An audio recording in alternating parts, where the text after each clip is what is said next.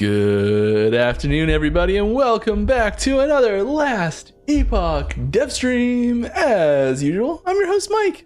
Hello. And you may notice, well, there's actually more people here than I thought there'd be at the start, considering what's going on today. But you may notice something lovely behind me here that I'd like to highlight right off the bat. And I've realized that, like, I almost need a better webcam just to show this thing off because it is unbelievably incredible. This was sent to me by from the Terra Monthly posts that we've been covering the development of this thing. It's been being sent out, and it's here, and I can't believe it. It's incredible. It's like so detailed. It's so big. Like, I'm pretty far from it right now, so it actually looks smaller than it is, but like it's huge. I just such a huge thank you. I don't even know your real name, but I don't even know how to pronounce your handle here, but if you're watching, I hope you are. Vezidroga, I love it. Thank you so much. It is incredible, and yeah, it's lit up. It like a little remote. Sometimes you gotta get close to it to make the remote work, but it's like a rainbow in there. It's hard to see it if I could.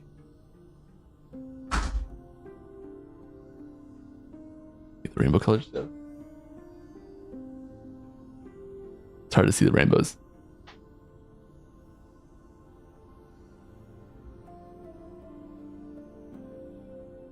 The thing is incredible. And it is like, I'm not 100% sure that's where it's gonna go. I had to get one of the sides in a stud, so there weren't a lot of options on places to put it, but I think I really like where it is, and it's just unbelievable. If you want to see more information on how it was made, and like up close incredible shots of it, there's we've been sharing their YouTube channel in our Terra Monthly posts, so there's links through to there. It's so cool. I can't get over how cool it is, and so I'll actually get into the proper stream now, but thanks for indulging me because it was so awesome. Yeah, we're just gonna keep playing and have some fun here, but I will answer questions. So as usual, start of stream highlights and info that we need to know. We stream for charity. Boom, above my head here. All of everything that we get from stream goes directly to charity. If you'd like to ask me a question, I'd be very happy to answer it. You put at Last Epoch Game or at Last Epoch if you're on YouTube, and we do collect the questions from both of those places. Kane will be feeding those to me, and I will be answering as many of those as I can. I expect it to be a little bit slower today, and that's totally fine. First question, how do you have 4 raptors? I have a wonderful ability from this weapon here. It says you can summon raptors up to your companion limit. And so this lets me summon 4 raptors because my companion limit is 4 right now.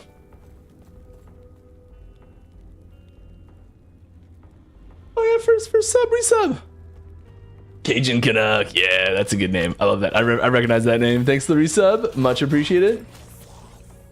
How am I feeling about the servers for season 2 launch? I am feeling great about the servers for season 2 launch. If anyone is like, they were here for like season 1, and oh my god, I just saw a huge big list of stuff go by. I'm gonna look at that in a second. We have entirely new physical boxes for servers. We have like basically an entirely rewritten netcode for it. Like it's so much more efficient, and I'm feeling very good about it. I'm feeling really good about it. Mike190 Twitch, thanks the 3 gifted subs there, and also One Hot Genga, thank you very much for the sub. I appreciate it. We are yeah, I'm feeling really good today. Getting this thing up, it's very heavy, and I was doing my wife's quite sick right now and unable to help me, and I had to put it up today. And so like holding it up while like trying to line everything up, it was tough to get that up on my own. It's a meter long. It's crazy.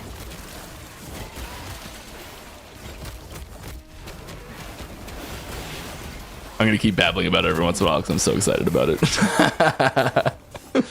All right, more questions. Mike, will you guys ever sell merch like sticker or shirts, etc.? Yes, I have been basically, I guess, ask this question every stream, and every stream I go and I ask the people who are in charge of this. I'm like, when's it coming? When's it happening? So yep, it's on the agenda. I have no idea when it's coming. I don't have any more information than you do on it. But I do know that it is something that I have been I've been also asking for a while, and should be on its way. Should be on its way, I hope. Any great leaks today? Oh yeah. I'm not gonna spill it all. We're 6 minutes in. Just a little bit. Yeah. But I got some, don't worry.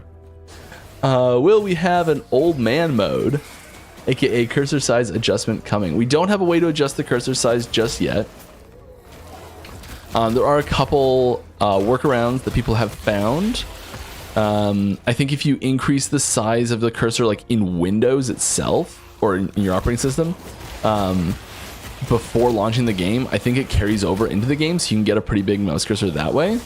You can also use YOLO mouse is acceptable to use for increasing your cursor size, which I know is not everyone's cup of tea, but it is something that we do want to do to improve the cursor size and have that be customizable, like different colors for the cursor and different sizes is something that we do really want to do. This is not a for lack of trying, it's not here type thing issue still. All right.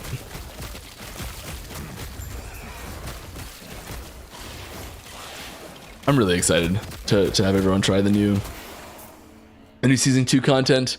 So excited. All right, Mike, PoE 2 launch having bad performance. Really? I haven't had a chance to hop in this morning, but I know they're just up right now. I've got it downloaded, and I'll be checking it out this weekend. Got some time, maybe this evening. Oh no, I got a bug to fix this evening. Maybe this weekend. Oh, we're out of here.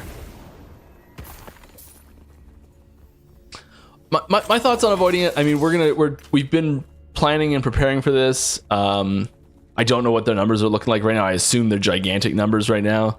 And like we've got way more than we've got everything set up for way more than we're expecting.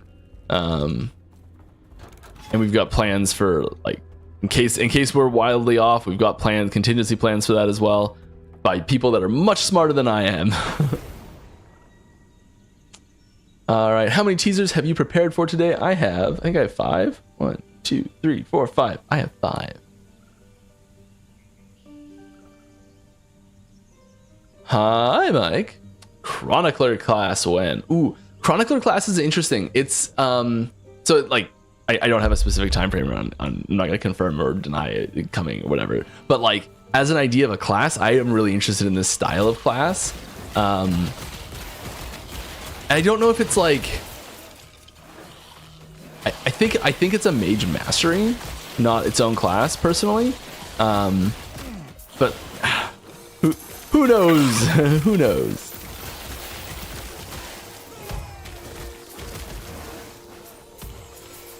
I think like in the hypothetical scenario that we were gonna do something like that, I'd be pushing for it to be a mastery, not its own class, because I think it's really hard to get like specific masteries, like 3 full masteries for it.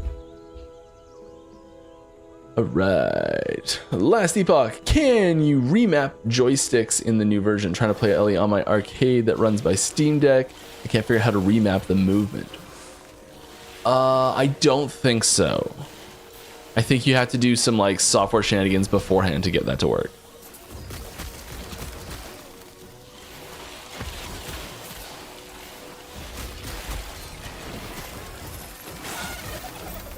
Get back here, boy. Get back here. Run, Forest. That was that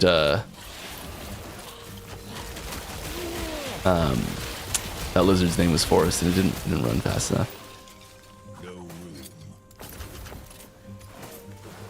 All right. Even if super rare, will we be pleasantly surprised by hybrid or champion affixes when using discovery or other RNG based runes and glyphs? No. So hybrid yes, champion no. You can get hybrid affixes to show up with this runes of discovery already, but the champion specific ones are only available from the champion affixes. We've earned a hype chest. Click to see your reward. Okay.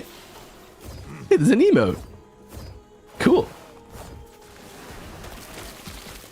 Things happen sometimes, and I'm like, I didn't know that was a thing. All right. Hey, Mike, do you guys know the date of the full reveal video? I think that comes with patch notes, right? I'm pretty sure that's always same day as patch notes. So the 11th, right? Yeah, the 11th. All right. Loving the new shrines from 1.5. Are there going to be any more introduced to season 2? Yes, we are. We've reworked a couple of the shrines that maybe didn't quite stick the landing, because most of them have been great. Some of them not so awesome. There's a few little things here and there that we're tweaking on some of them. There's a few reworked ones, a few new ones. It's not a huge focus, but there is there's some new shake up there. It's a system that we're very happy with overall. So there didn't need to be like a huge like overhaul of the structure of it to really get to where we want to be with it. Because I can't bring myself to throw stuff away. Hello, Mike. Hope you're doing great. I am. Thank you. Any chance of a updated roadmap coming out soon? I think we're gonna wait until post season 2 a little bit before we look beyond it. Right now, we're really focusing on season 2 and getting that out the door, and all of our like pipe focus is around season 2. So we don't want to distract from that. Be like, season 2 is coming, but like, here's a roadmap for what's after that. Like, yeah.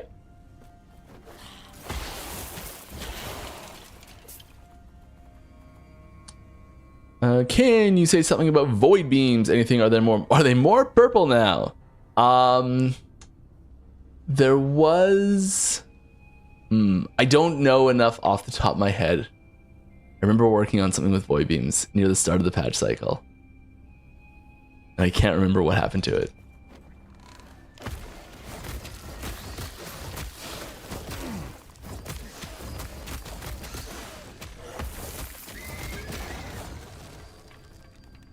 There was a bug around void beams that we fixed months ago. I don't remember what the bug was.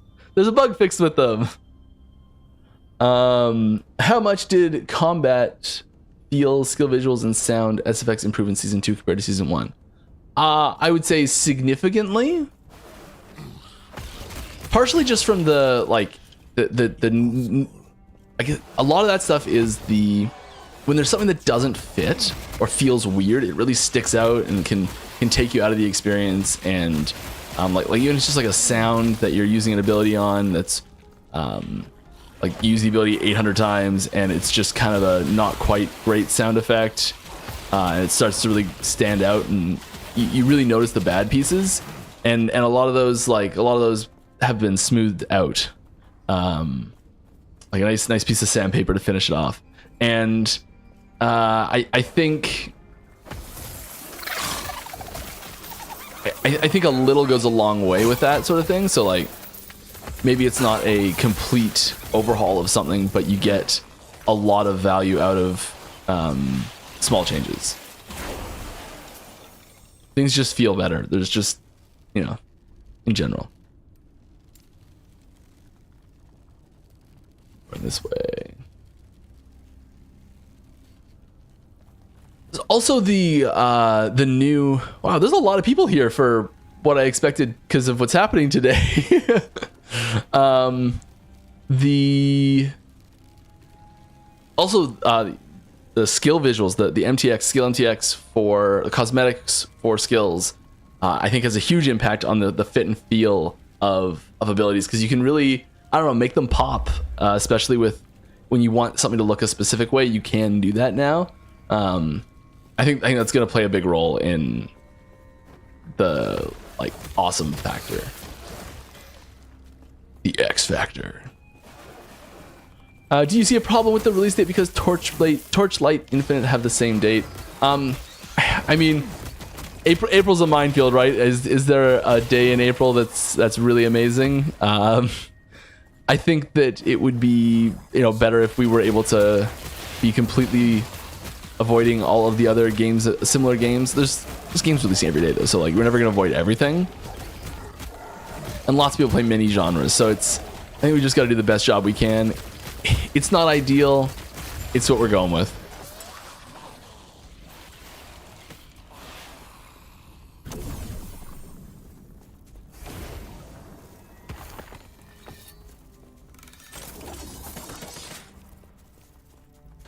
When can we expect a new weapon class? Anything in the works? Anything that you can tell us that you're super interested in bringing to the weapons? Although keep the weight loss, man. Yeah, say it every time. You look great, dude. Thank you. I feel great. It is wild. As far as new weapons classes,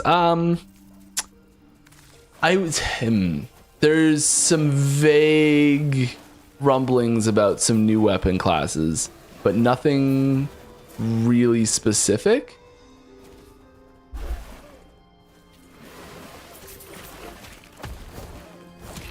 Thanks, Kane.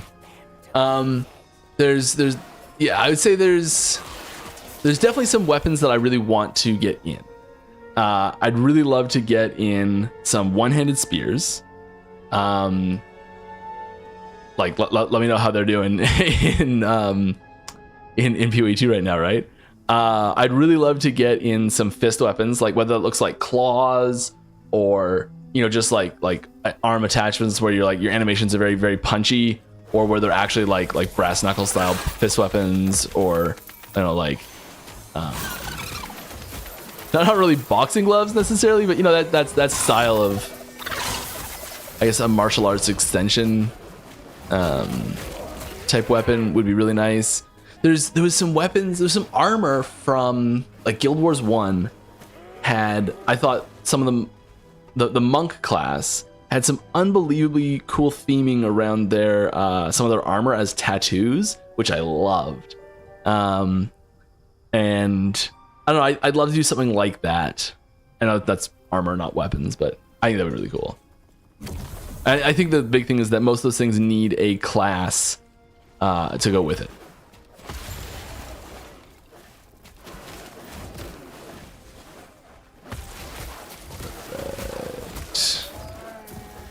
Next question, will any other classes be getting much interaction with void damage in season 2? No. Void damage is still pretty localized to Void Knight in season 2. There's some outliers here and there. Like there's a little touch of it on mage here and there. That's already there though. It's not like something new.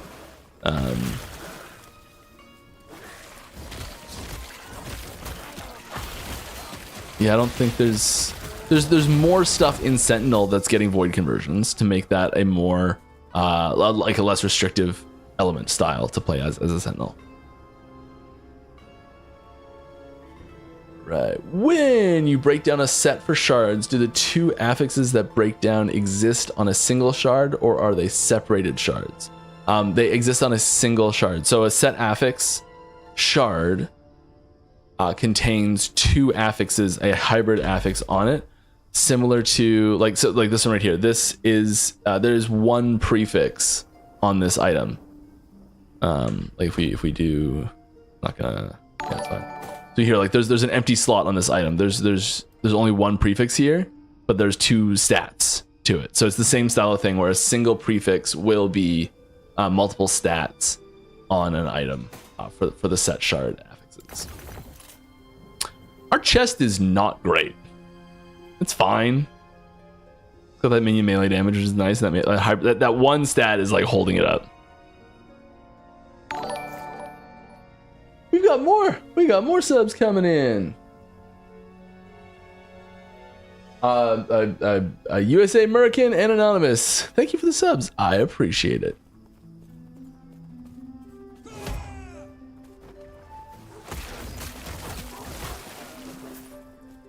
All right. What has the team been doing with the extra time?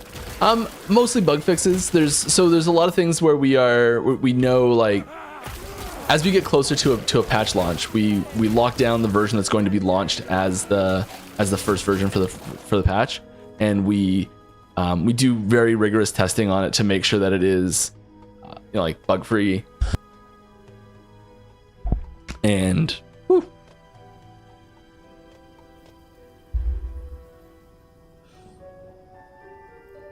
So that it is like it's bug free, it feels good and all that sort of stuff.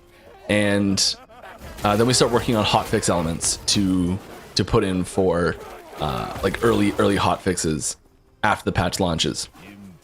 So we just kind of pushed back the process a little bit, where the things that we had already been working on for hotfixes, because we'd already locked it down, and so we opened it back up again and took stuff that people were working on for hotfixes and put those into the launch version.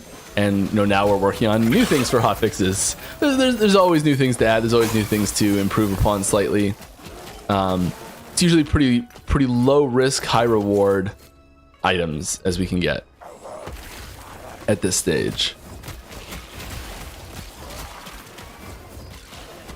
So finding like narrow issues where it's like, okay, if a character walks in with these 3 abilities equipped and they use this ability right in this spot, there's a painful bug that happens, things like that.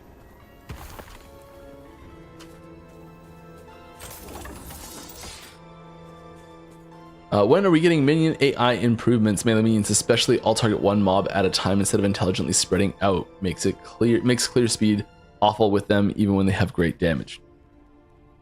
Yeah, this is an interesting thing, because I think thematically, they shouldn't coordinate perfectly necessarily, but at the same time, nothing needs to be 100% perfect thematically appropriate.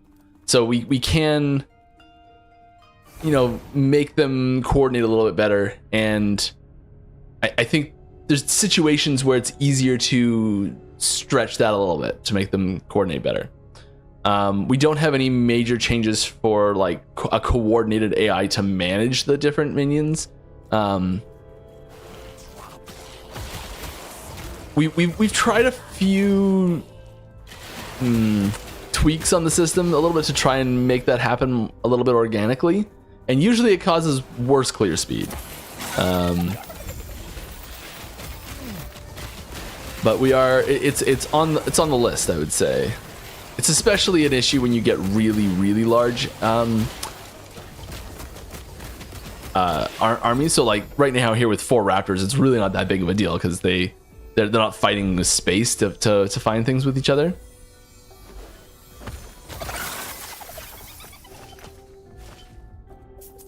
But with like 30 skeletons, it's an issue. All right, well, maybe not as big as PoE. What is it like having such a dedicated fan base that completely and absolutely supports you, especially amid recent controversies? It's incredible. It's incredible. Like I remember when we started out, and like we're sitting around celebrating like one person like backed us on Kickstarter, like the first, like, and that was a huge celebration, just like the first person, and like the first like real sale of the game after we were officially launched, and all these things of like milestones of just one was incredible. And it feels amazing. And like I'll talk to like family friends who I haven't seen in a while, and they'll be like, I've had a few organic moments of like people who I've talked to that didn't realize I was working on this specific game, and you know, when we get chatting, like, oh, what are you doing? What are you like, this catching up sort of thing, and they realize, and there's that connection of like, oh, you're working on that, I've been playing that, and that's really cool to see too. Yeah. I wear my shirt to the store sometimes. I haven't been stopped. No one's walked up to me and been like, I play that game too, which is probably a social interaction that doesn't happen very often, but one day it will. It'll be awesome.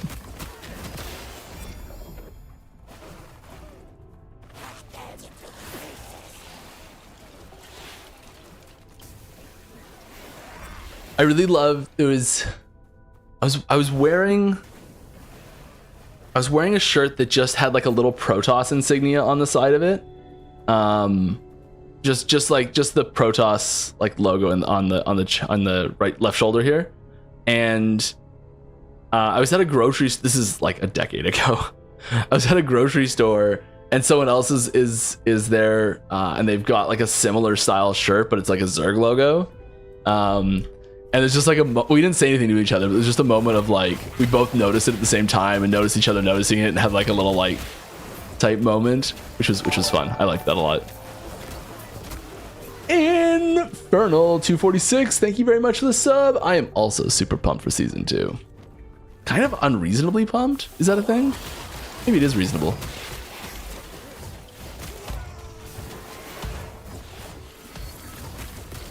Very excited.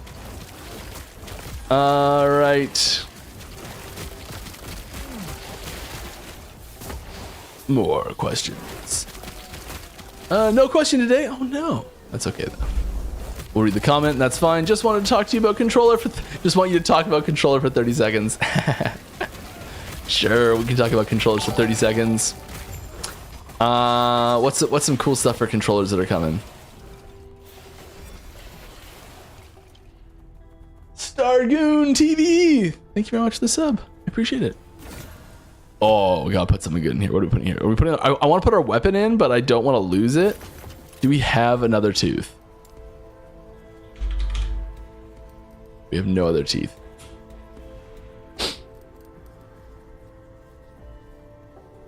The weapon that everyone wants Void Cleave to work with.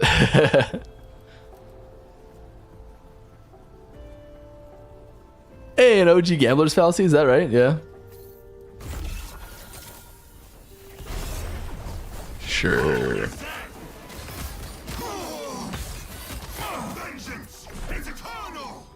What can we talk about controllers for a minute? I mean, the big thing with controllers, I feel like I'm just rambling and repeating myself with controllers. The new targeting system for it is really great. I was actually playtesting last night for an unrelated bug, but I'm just like, I'm gonna test on controller because I feel like it tonight. And like I really don't play on controller very often, but it feels a lot better to the point that I'm kind of like considering doing it more because it's finally able to I don't know, it feels a lot better. The having it target smartly is so great. The context and specialization specific targeting is so much nicer.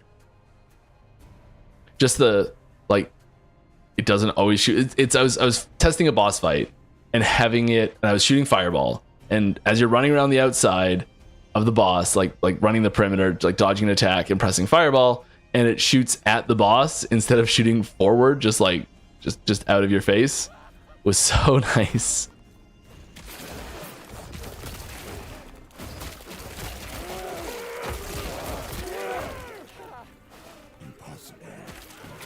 Yeah, like this is an example of the things we're doing. So like an example of things we were fixing at the last second that we did with the extra 2 weeks. The question earlier, just to add on to it. So like there's a bug where the new bosses, some of the new bosses that are available as Woven Echoes,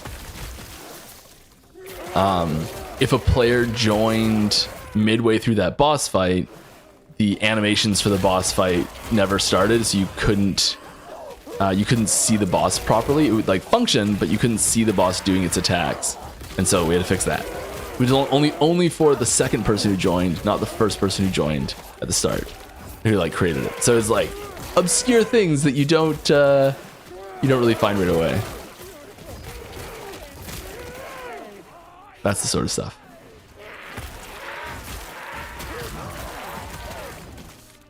All right. Hello, guilds with maybe guild locked trading / gifting is something that you guys have thought of. Party is cool, but guilds are better. Yes, we thought of that. We aren't going to. One of the options we considered when we were designing the conditional trade system in the first place, when we went with the bazaar, one of the options we considered was having something we were calling war bands, which were like basically like mini trade groups, like trade guilds that people could be in. We didn't go with that, and we're not planning on doing that. If we do, we are interested in a guild system, but it'll have the same restrictions for when we eventually get around to doing it. It'll have the same restrictions for trade as with anyone else. There won't be like we're not planning to have a way where you get to trade easier inside your guild. You'll be able to connect with each other easier that way, but you'll still require the same amount of favor and still have the same merchant's guild ranks and all that sort of stuff.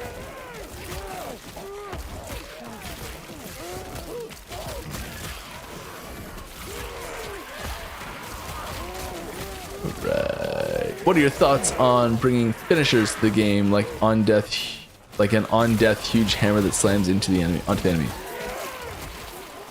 Like an on death, like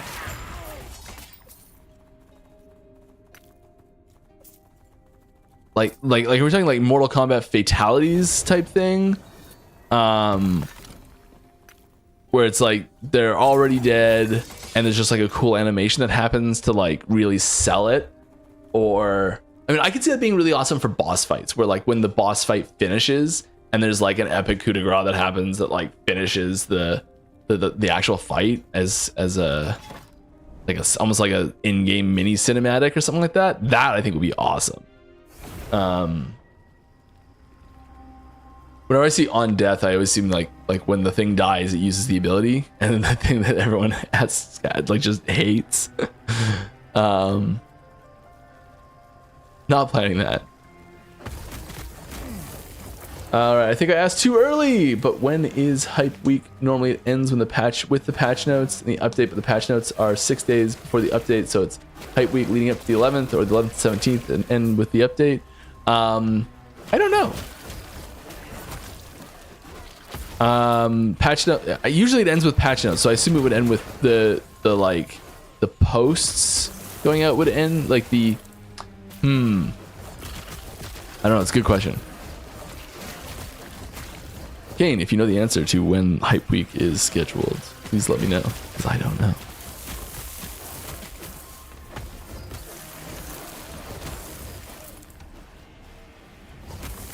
All right. Mike, did you hear that EHG have been rumored working on a character sheet rework? This is your reminder. I can no longer confirm or... Yes, we are working on that. It will not arrive in Season 2, I apologize. I got a little note here that says Hype Week. Sooner than you think. Exciting. Any new unique idols? Ooh, yeah. Oh, that one didn't make it into Season 2. Maybe for Season 2.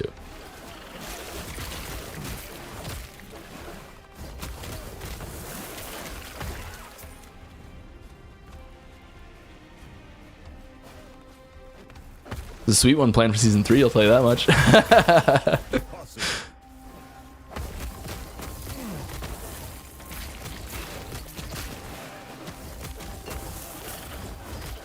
Alright, will the skill MTX also affect how the skill looks in the skills bar? I forgot how it was called. No, it doesn't affect the skill bar icon.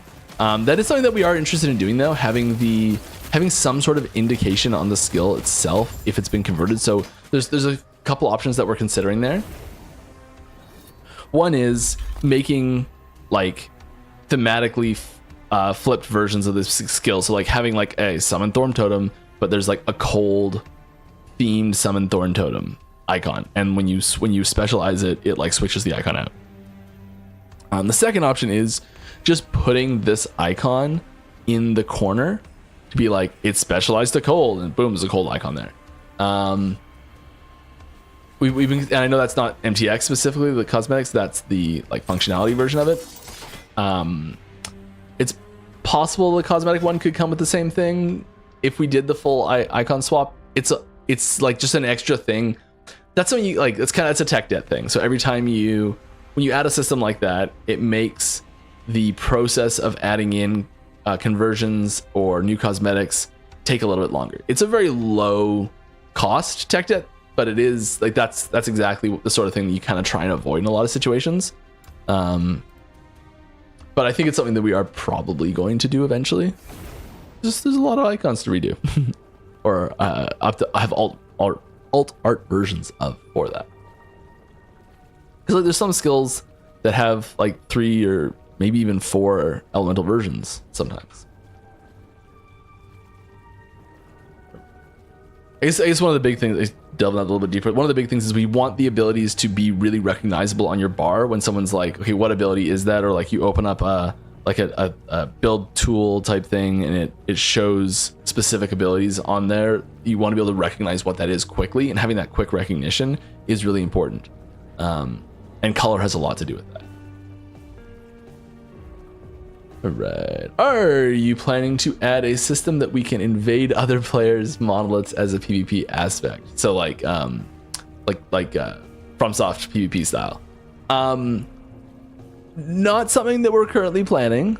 I don't hate the idea though. I think it's like it gives me real D2 vibes where, you know, like you can just be playing in a public game and someone shows up and hostiles you and you're like, uh-oh. And because everyone just like auto parties at the start, they know where you are, and you're like, oh god, they could be around any corner. And like some of the most fun I've had in D2 came from moments like that. I think it would need to be, I think it worked in the age that Diablo 2 was released in initially. And I don't think it would go over quite as well, being so such like a Wild West type thing. If we didn't allow people to opt out of it, I think that's the big thing. Just have to be able to opt out of it. Yeah. That was one of the things I had. No, I'm not gonna show that story. All right. Last Epoch at Last Epoch is one of the Woven Echoes a boss rush type? Yes. It's not like every monolith boss or something like that altogether, but there are boss echoes where it's specifically like a boss format. And like there are some, there's somewhere it's like a whole bunch of mini bosses, like a whole bunch of them. Yeah. Here's a good one. Here, seems like a good time for this. Okay, this is a little peek at the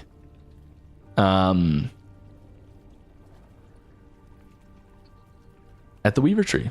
Here's a full picture of all of the nodes in the Weaver tree that is coming.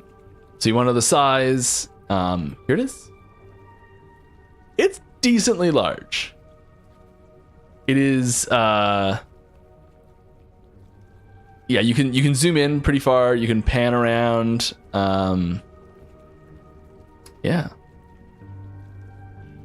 You got an ad ready as it's happening? Okay, I'll wait for your ad to finish. I don't know how to run ads or stop them from running. They just kind of happen. We'll wait a bit. We'll leave it up for a second. I'll answer another question.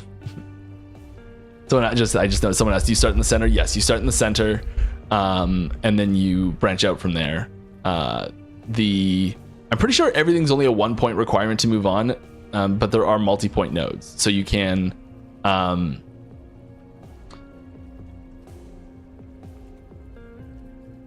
yeah, so you can like you can traverse it pretty quickly. Yeah. And this is the sort of thing that will, like, as the seasons go on, this is designed very much to be expanded upon. So we can add in, like, we really easily, if we add like a new type of activity to happen at Endgame, we can expand this tree and add new things into it, or, you know, like modify nodes to be like, okay, well, this works in echoes type A, B, and C, and then we add new echo type D, E, and F, and then we just add D, E, and F to that node, and so it works in multiple places. So we can expand individual nodes and expand the number of nodes on this. We can add new point maximums. If we add too many new nodes, we'll be like, okay, here's more points. Maybe there's certain nodes that, like, this is something that we'll be rebalancing and keeping an eye on going forward, because this is going to be a prime part of our end game for a long time. Yeah.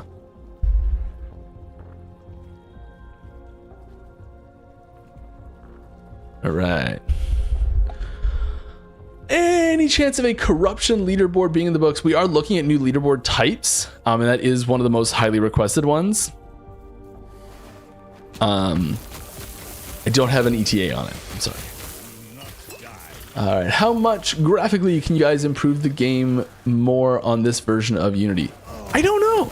I don't. I mean, there's always room without changing the engine to improve the graphic quality. But I also don't think we're like stuck on this version of Unity forever. I think since doing the last update, it'll be a lot easier to do more updates. I have no idea if we're gonna do more anytime soon or not, because it was a pretty big deal to do the one we did. But I hope so. I hope we keep updating the version, the engine version, both from a like what we can do and a tooling perspective as well. It's actually like working in it gets nicer as well, which is really good. Do I have an approximate size for the download for season 2? No, I don't. I'm assuming it'll be several gigabytes. It's about as vague as I could say that. I just don't know.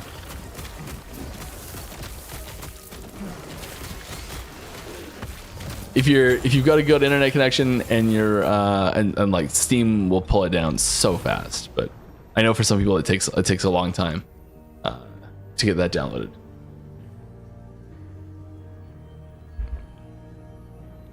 And therefore is a significant concern.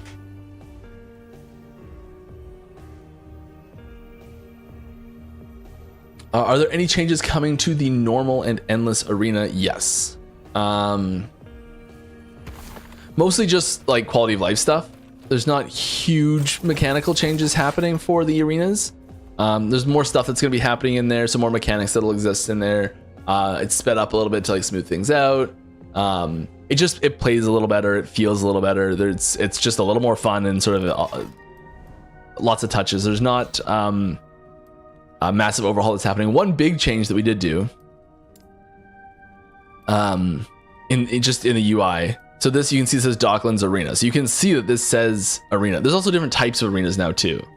In the monolith, there's different types of arenas, and so this says arena. So you can tell that it's an arena, but like so few people actually read the name. They just like look at the stuff and then right click on it. And when you right click, you don't get the name populating here because the name doesn't populate on the right information panel. So now the icons in the monolith for arenas look like an arena, so you can see at a glance which ones are the arenas without needing to use the search function.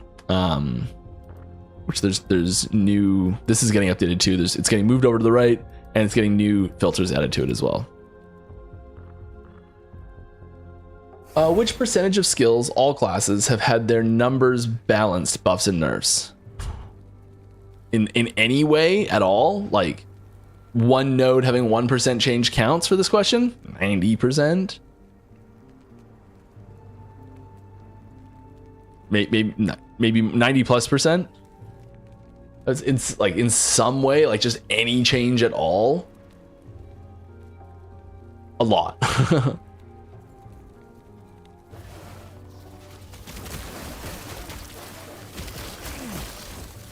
I don't really know the number because it's a lot. it's very rare that a skill receives no changes at all, and sometimes they're just incidental changes, but you know there's stuff to be affected all over the place. Will there ever be an option to inspect another player's gear in the game, like in towns or in your party? Possibly. This is something that we've definitely considered applying before. We came very close to introducing it a while ago. I don't remember why we held back on it. Maybe there may have just been like something that was stopping us from doing it. The data is not synced, so like that information doesn't exist on the player client right now. So this isn't like if you could like hack the game and like look inside the data that's floating around inside your client. That information is just not there. When another player joins your game, the information that gets synced over is the visuals. So it just says like this person's wearing MTX. Okay, that MTX is what gets sent over, and we just know they're wearing that MTX, and we have no idea what's underneath it at all. From like if I was playing with someone else, my game client wouldn't know what they're wearing, what gear they're wearing. It would just know what it looks like. And if it's got a cosmetic over top of it, it doesn't even know the base type at all. So you know, it's one of those things like it's more information to sync. That's a performance cost. It's not that much information. It's not that much of a performance cost, really. But it's all stuff we've got to consider.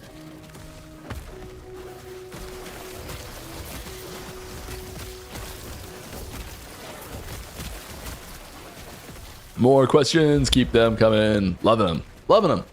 All right, will there ever be cold conversion option for summon bear? A polar bear skin would be amazing. So there is a white bear you can get with Kermode's cage as a armor piece that does change it to look like a polar bear. But it's different. It's not actually a polar bear. It's like it's a different species. Anyways, doesn't matter.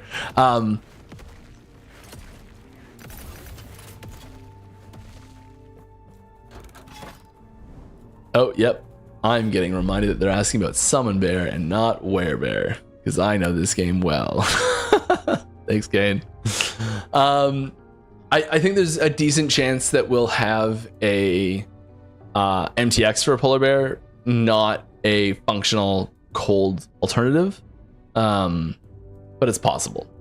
The cold theming in Sabretooth is very strong.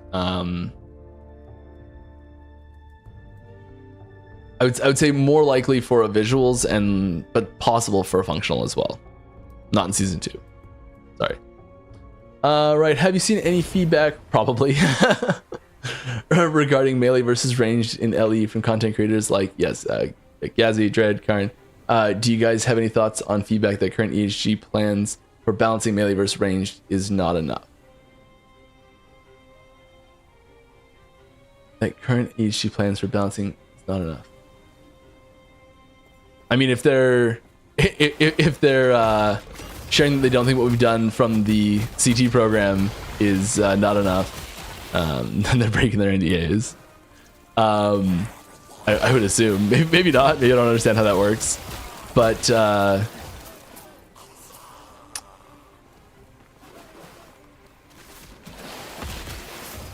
I have read lots of feedback around specific thoughts people have on the current version of melee versus ranged. We're continuing to leverage and leveraging more so than before the ability for enemies, especially specifically bosses, is the most important place that it appears in. It's definitely less of a big issue, I think, on trash than it is on bosses. And it's definitely most prominently a big deal at like hyper endgame stuff where you're like min-maxing to the top.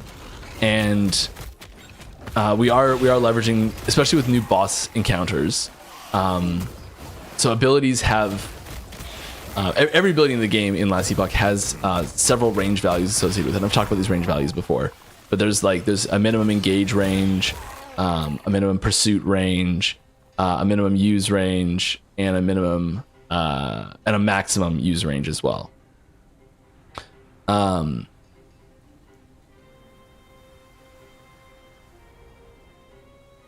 that right?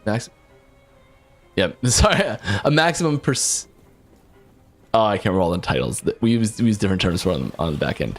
But the point is that you can set an ability to only function if the player is a minimum distance from the minion or enemy, or any AI is running that thing, because minions and enemies use the same AI functions.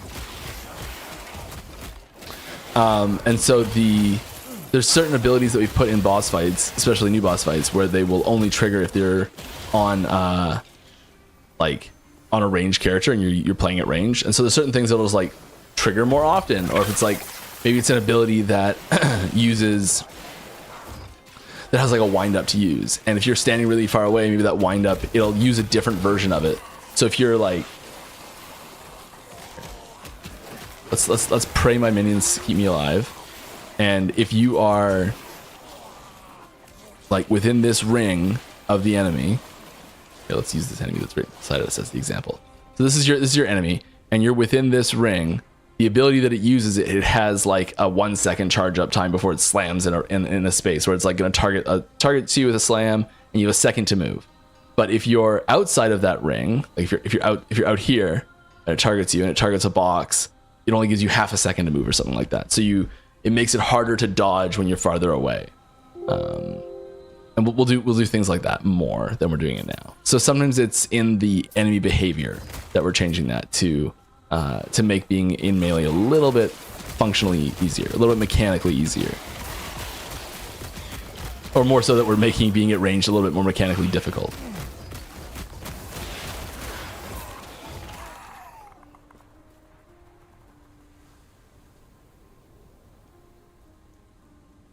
All right, from your perspective, what are the top 3 to 5 gameplay improvements from season 1 to season 2? Gameplay. The Weaver's Tree, number 1. Controller functionality, just in general. how you control. I would put movement controls in one thing, so controller and WASD options.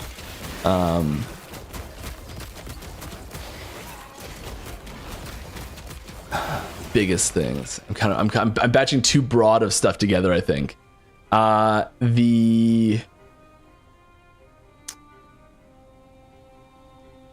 say that one. What can I say?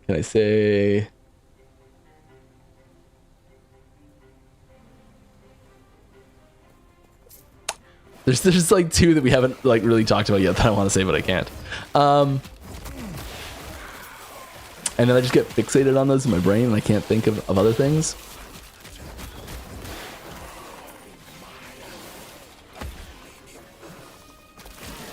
Probably the improvements to...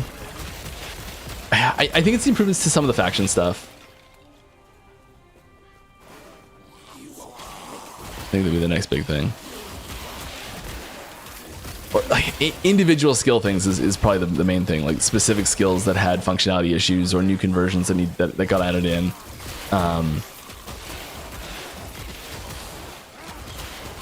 Just like better targeting in general. Health. Lovely.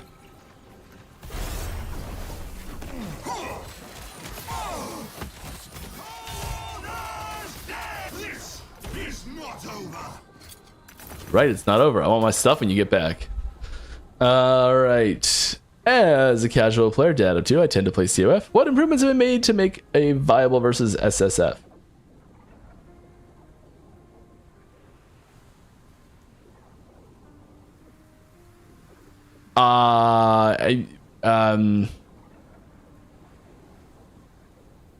What improvements have been made to make this viable versus SSF? You can play COF as SSF, so I think it was meant to be versus Merchant's Guild, possibly.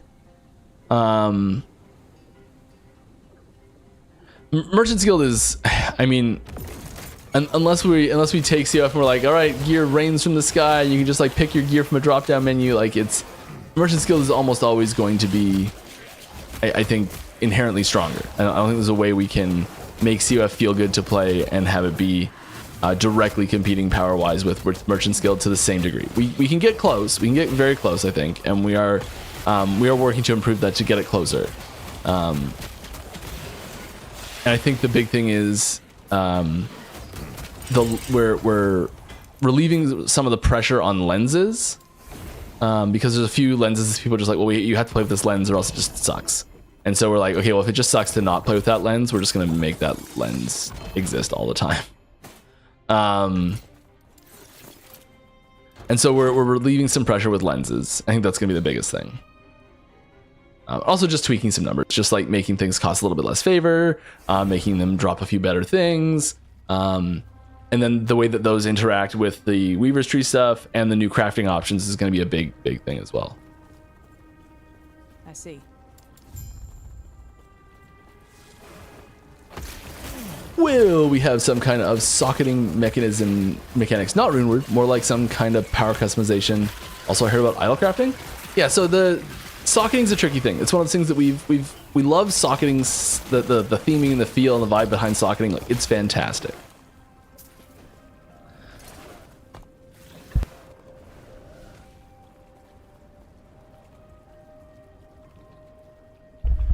I haven't coughed in like 2 days. And like stream started and I'm like, all right, time to start coughing. All right. Our crafting system. Like, here's an empty socket. I'm gonna put something in that socket. I probably should have put something better than that because it's actually kind of decent boost to start with. Oh well. We've considered socketing in a few different ways, and I actually regret putting that in. Oh god, no. All right, Vitality, leave it. Let's try and seal something. Let's try and seal the Vitality. All right, good, great. Oh, we ran out of forging potential. That's fine. My point is that the socketing, our current crafting system is very similar to socketing as a system.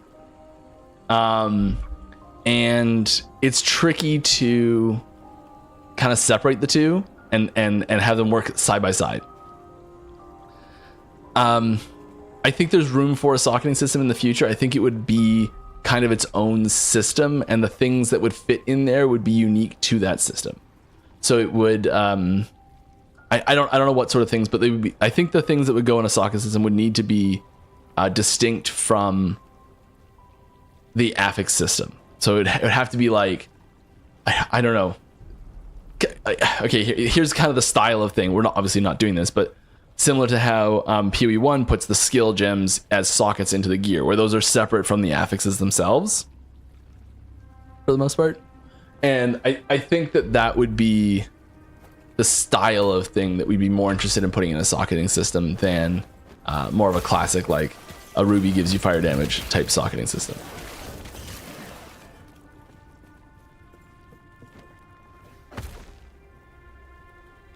Also, I heard about idle crafting. Yes, there is one of the rewards for one of the woven echoes. Nope, one of the rewards for the new content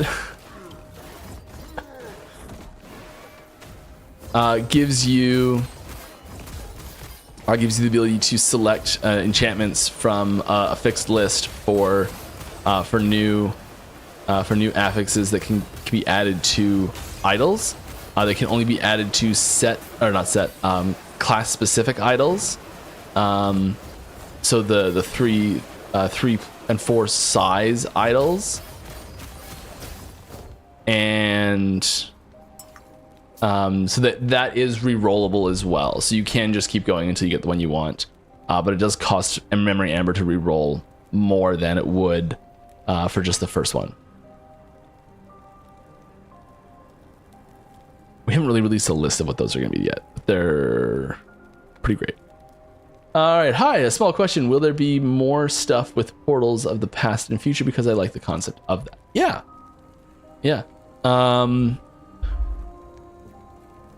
There's, I think it's more of that coming in future seasons for the most part. Like actually time traveling inside of a zone. There is a nod to our very first instance that we ever did something like that in season 2 though. So back in our Kickstarter, The very first time the player time travels, there was a specific event, and there's a reference to that in the new season. So if anyone played the original, you'll see it there. Will there be new character models to choose from in the character creation of season 2? No, character models are the same as they were in season 1. I think there's a few tweaks on some of them, but like 99% the same.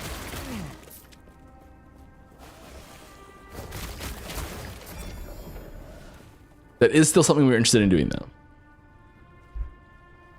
Have you guys ever considered a D2 style runeword crafting to the crafting system? Or do you feel the system suffice as it is? We've considered D2 runeword crafting since day one, absolutely. D2 is like, for several of us, possibly our most played game ever. I think for me it might be, it's a toss up. It's probably that one, probably D2. It's probably my most played game ever. So yeah, everything I do, I'm like, is this too much like D2? Thank you very much. Real Ranger K for the 5 gifted subs. I appreciate that. And so I hope everyone that got one of those appreciates it too. Congrats.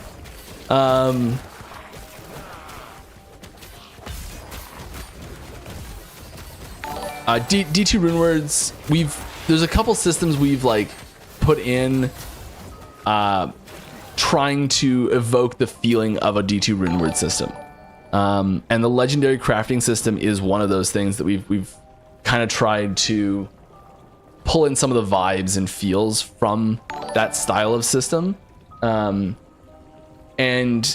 the big thing there is that, like, so with the D2 crafting system, with the D2 Runeword system, you're collecting several disparate pieces of very rare things, and you put them all together and you get something awesome.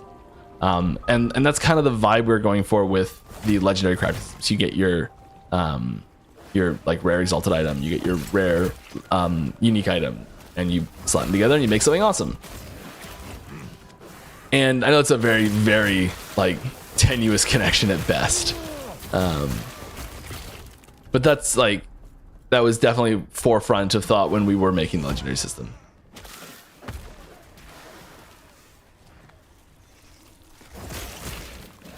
And I think there's some important distinctions between the season 1 legendary system and the season 2 legendary system / runeword system. And we're going to be really excited to talk about those differences on Talking to Tries podcast coming up in 4 days. On the 8th. Yeah, 4 days.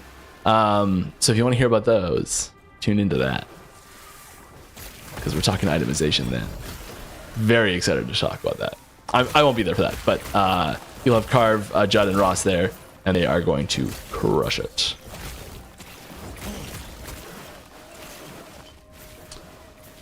Do you think if there is any possibility to have competitive elements in Last Epoch or RPG in general on an esports level? If you have any insights on how this could look like, do you plan to do this? Esports are... I don't know of any esport level stuff that's not PvP. All the esports that like come to mind when I think of like the really popular esports, they're all PvP. So I think you'd kind of have to have a PvP system for it.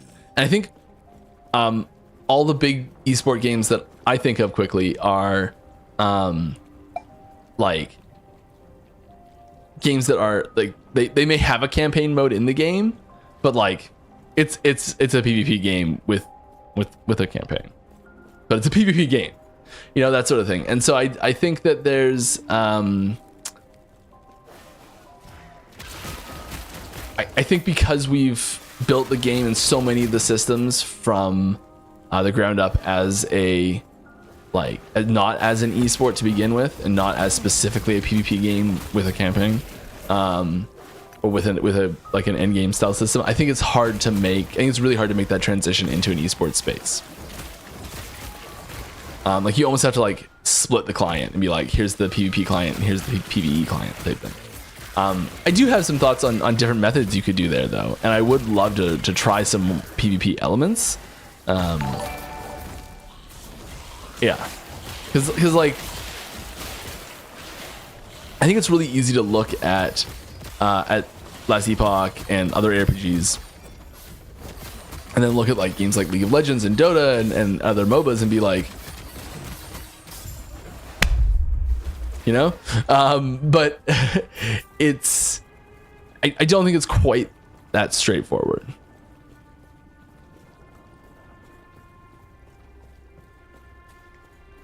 Yeah. When is Shatter on Freeze gonna come? I think that's a season 3 thing.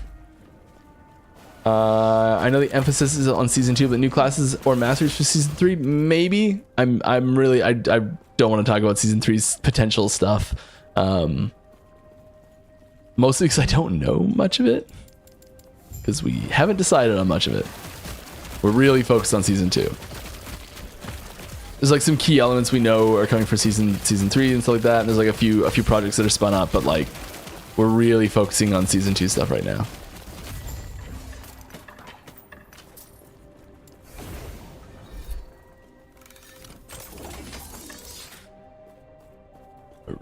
Love the game. Thank you. Me too.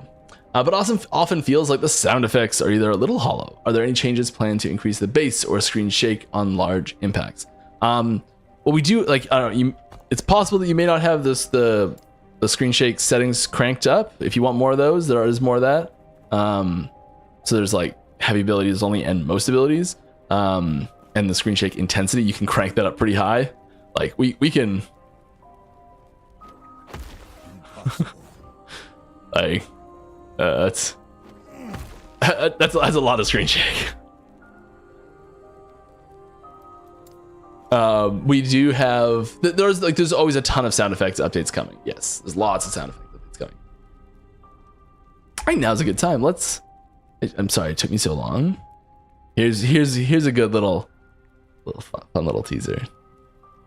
So there was a joke post that went out on April Fool's Day. And I'm very pleased to be able to actually confirm one little piece of that as something that is happening. We are getting an actual capybara pet in the game. That was not a joke. It is real. It's coming.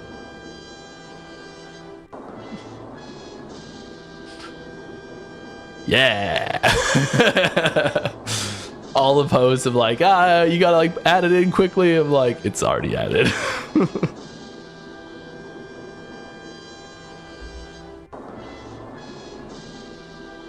All right. You were talking about sound effects on skills. Any plans to tune down amount of time a tune says I cannot do that? Yeah. Is the audio playing for it? Yeah, it is like that's great. Dun dun dun. Okay, we're gonna take that down.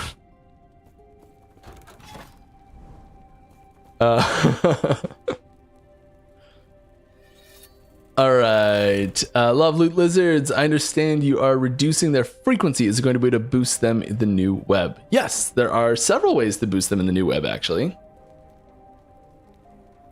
Oh heck, we're doing back-to-backs.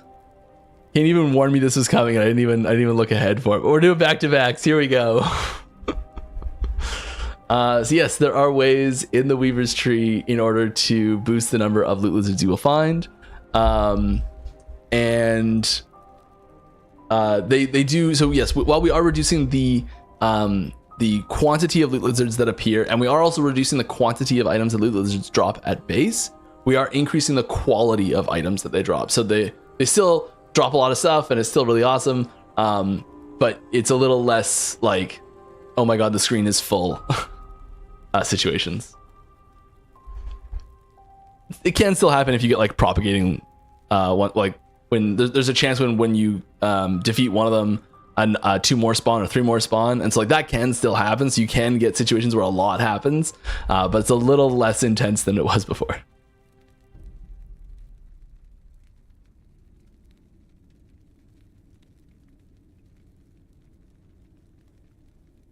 All right. So Sentinel's getting a rework. Is Shaman and all the other masteries missing their 5th skill going to get their 5th skill at all?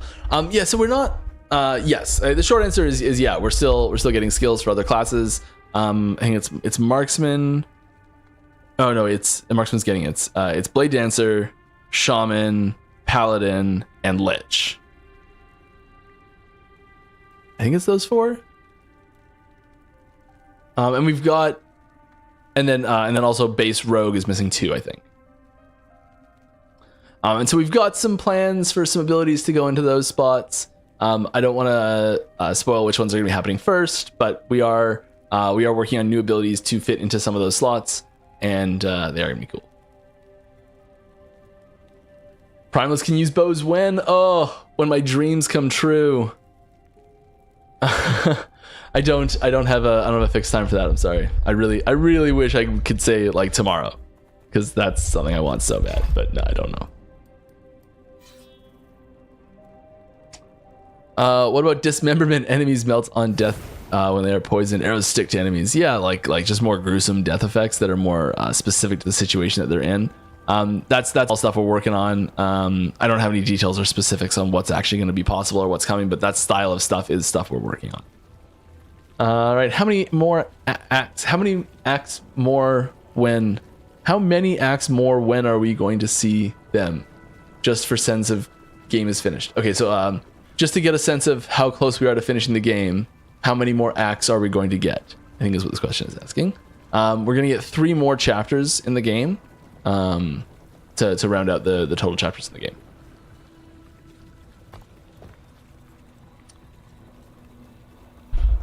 Could you share roughly the quantity of new uniques coming season 2? Are we talking 10, 20, 30? I don't know. And even if I did, I'm not sure I'm allowed to say. I'll say a sizable chunk. In our listing system, in our backend listing system, is a few pages. How big's a page? I'll never tell.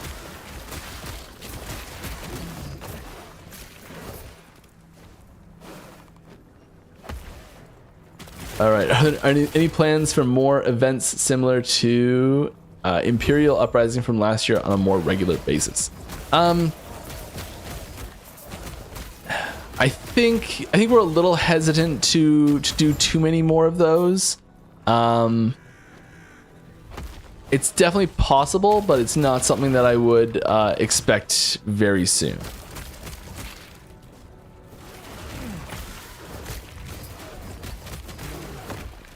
Like, granted, it was just the first one we'd ever done, and the response wasn't as like significantly like just strictly looking at a numbers perspective of like player counts. Like, you can see, go look at Steam charts and look at when it came out, and like it didn't seem like it resonated too highly. From that, I don't actually know what the numbers were on like our back-end numbers, but if I'm looking at it from that perspective, that's where I'm seeing the things. All right, have you thought of a very rare rune that returns stability? Yes, many times. This gets suggested frequently. It is something we have debated heavily. It is something that we have very conclusively decided that we are not interested in doing at this time. Or perhaps a question the team won't like much. I love all questions. That's not true. I love most questions. What has been done about performance from 1.1 to 1.2? A ton of stuff. It's been the same unreliable experience for all my friends. Really unstable FPS in monos. Well, I will say that the vast majority of players that we've heard feedback from, the frame rates in general and stability in general and performance has improved very significantly over the course of the time we've had this up. And like, I am not running this on a super powerful computer. I'm running it on fairly high specs, the game, while streaming it. And this is not this is not a crazy computer that I'm running this on at all. This is a, I don't know if I can bring this up without showing some extra info that I don't want to show, but like, this is a like an i7 12 something 12700K or something, and like I think I'm running, it's a 4060. I think it's a 4060. No, it's a 3060. It's not even a 4060. It's a 3060. Yeah, like this is not a.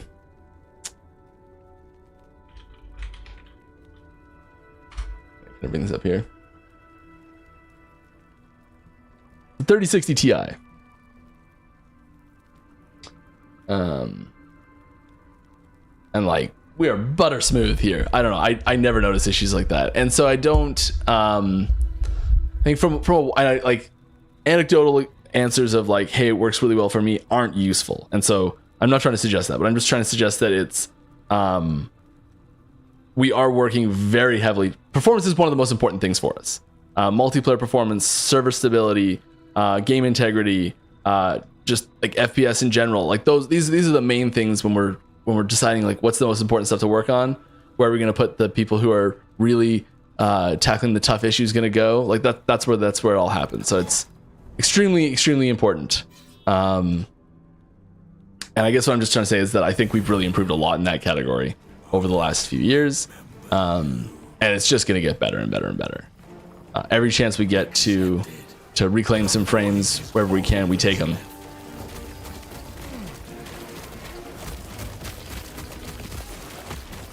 Let the void take you. Get him out of the corner. The abyss calls. Can't you hear it?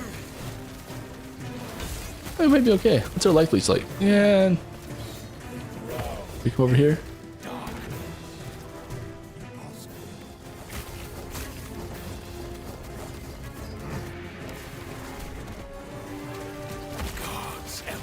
All right. Will we ever have the final Slamcraft like Orb of Corruption in PoE? Yeah. That's the sort of thing we have looked at a few times. I mean, the like creating a legendary kind of is that, right? Can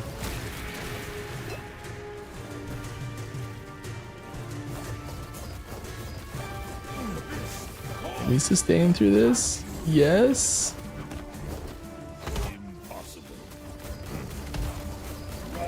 With Berserk going, we definitely can. Go Berserk, go!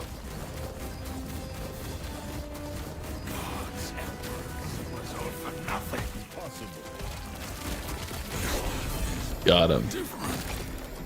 Am I free? Sure. But yeah, sorry. had to focus there a little bit to actually do that. As far as like an extra Slamcraft thing like that, like you're like a universal object that can be slammed into anything. You've run out of forging potential and you're like, one more try. Boom, does something random and wild. Yeah, that's something that we are considering as an option, not season 2. Will champion affixes be applied to items randomly or with some class restriction? I asked because the tease video Rogue helmet appeared to have a champion affix of +1 for companions, for example. Yeah, that was there were some conflicting things in the video that will not be conflicting when the game launches. So yeah, if it doesn't make sense in that video, it won't be there in the end. We fixed all those. Will stash tabs ever be able to carry over between seasons like actual stash themselves, not the items?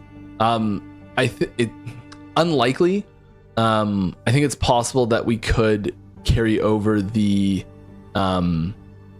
layouts, and you still have to buy new ones, but they'd auto-populate the layouts. And that's what I really want to do. That would be my goal for the next thing for stashes, is to be able to move the layouts over, so that when you like you start the next one up and you're like, okay, buy a new tab, and it just auto goes and says, okay, I know this tab was going to be the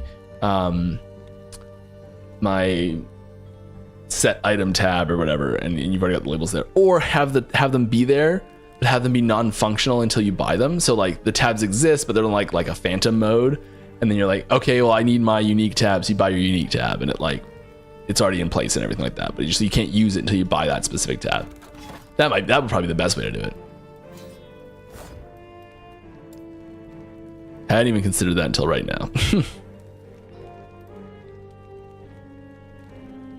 How do you feel about the stability of the market in season 2? I think it's going to be a lot better. I think it's going to be a lot better. I think we're going to see less inflation. Yeah, because of reasons that I'm definitely allowed to say right now, but I'm just choosing. No, I'm not allowed to say. I'm sorry. Any chance we will see prophecies give more than just 1 LP items? Getting the occasional 2 or 3 rare LP prophecy would be fantastic. I'm not sure if we've changed this, but I will say that there are new things that will make getting 1 LP rewards feel a lot better. And tune in to Taco Try's podcast on the 8th to find out more information about that in 4 days. Any chance you will officially support Linux at some point? We do officially support Linux. And I realize as I'm saying that there's probably a technicality that I don't understand that means we don't actually officially support Linux, question mark. But I'm pretty sure we have a Linux client, question mark. Oh, we don't. Okay.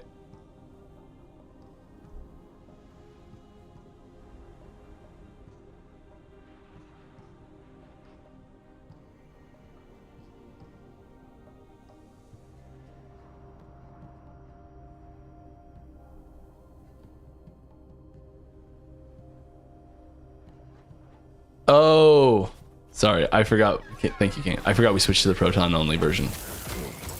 I have no idea if it's coming back. We used to have a Linux specific client, right? I forgot we switched over to Proton. I think that was done because we were just getting so much better performance out of the Proton version on Linux, but I'm not sure. If there's a really good reason to, I say it's a reasonable thing to ask for. Like if we can get better performance out of it, I'd be looking forward to that. We got more subs. Lone Star McFluffin has come with a rating party. Welcome. Oh, I missed the sub. Well, go 704. Thank you very much. Appreciate you. Appreciate you subbing. Welcome everyone from Lone Star stream. I was gonna raid you after this. That was my plan. I saw you streaming. I was gonna raid you. But I guess you're done. I'm sorry.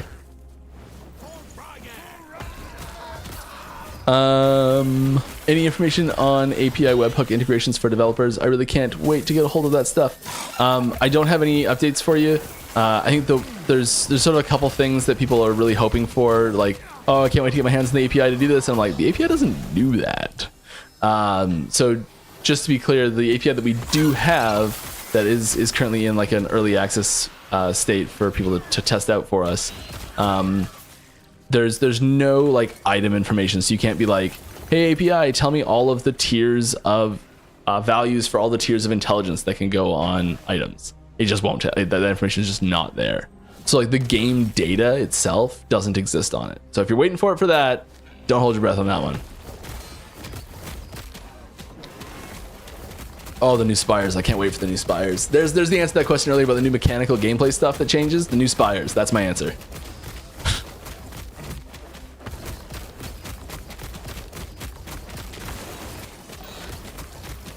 So much better. So much more fun. Oh, and the procedural content generation. Oh my god, how did I forget about that?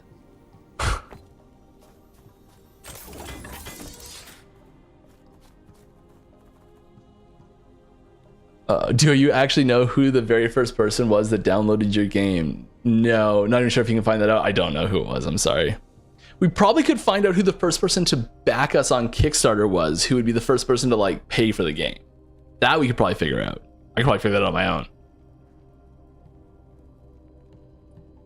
Oh, that's a lot of messages there. Oh, yep. I'm streaming, bud. Sorry, I'm not answering you right now. All right. I am really far. I'm an hour behind in questions. Oh my goodness. Okay, here's what we're doing. We are...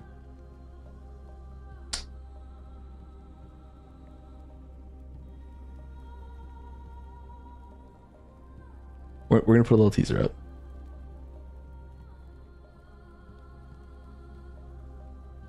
And it's flashy. And I'm going to answer a bunch of questions. Here is a new cosmetic for Frostclaw. And we're going to rapid fire some questions here so we can get some of these out of the way. So we're going to do quick answers only. Any changes to Nemesis egg system, like more rare affixes more easily to get, not able to find them in every echo? No major changes there. Why do I need to kill Harbinger to get the boss timeline item reward? Why not get the rewards after each kill? It needs to, it's so you don't leave halfway through, I guess. All right, is there any private leagues planned for the future? Vaguely, maybe, nothing specific. For COF, what are your thoughts on increasing the quality of items? Quality of items, more crafting potential, and higher LP chances, and reducing the quantity to make it easier to manage stash wise. I mean, I think this is kind of a like tighten up the loot filter is the, I think, the answer. It's not the great answer there. There's definitely some,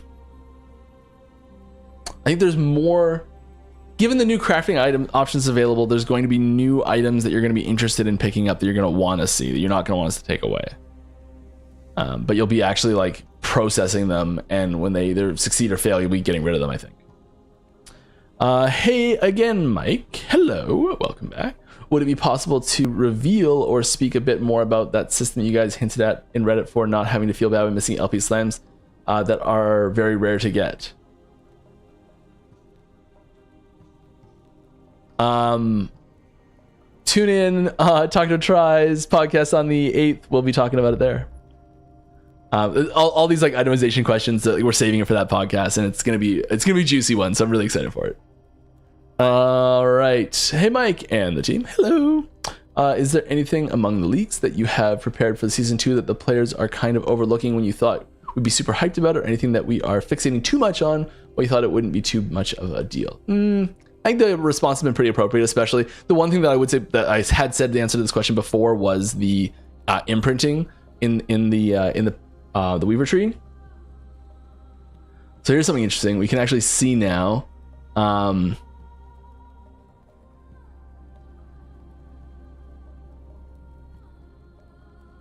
You can see all 6 of the nodes. Yeah, the picture is tiny on my screen. You can see all 6 of the nodes, that all 6 of the imprint slots that are there. So there are 6 imprint slots that you can see. That's something that I thought people were kind of sleeping on, but there was no information on it. It was kind of like vaguely, what is this? So I think this is going to be a really big. It's going to be really cool, and there's different conditions to be met for different imprinting slots.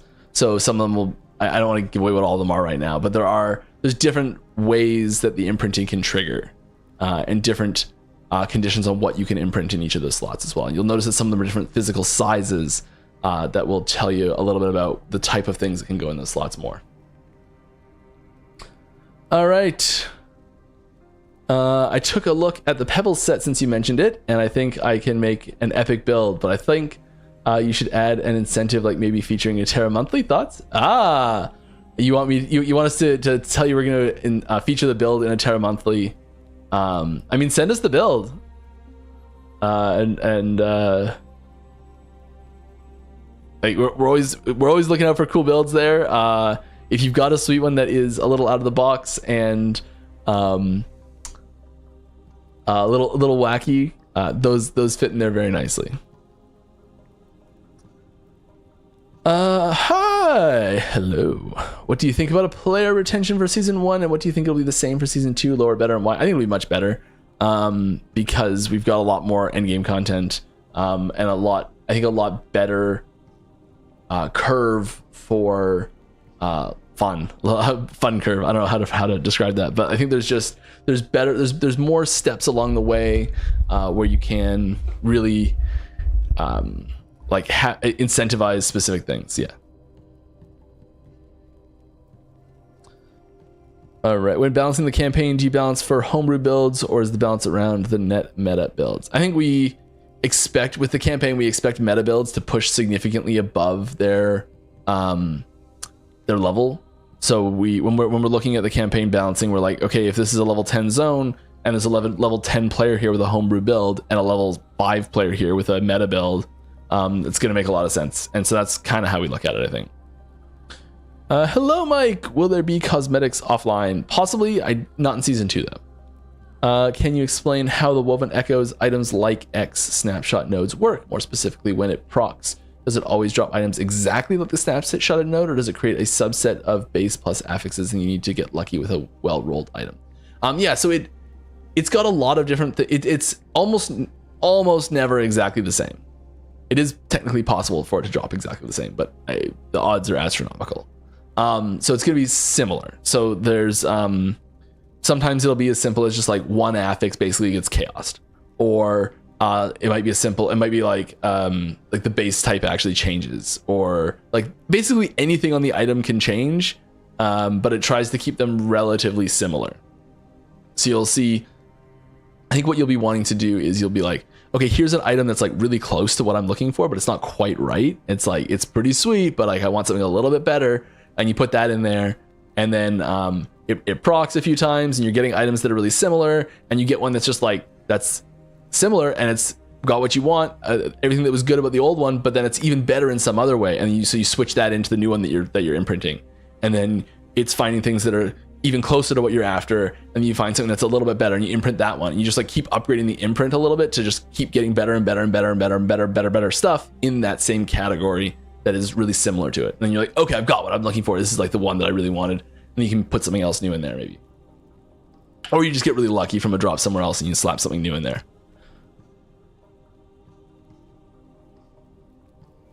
All right. Can open every node on Weaver Tree, or will there be limited points to spend? There are limited points to spend. You cannot get every single node. What means completed? 29 of 50. Can we get 50 points to spend? I believe so, maybe.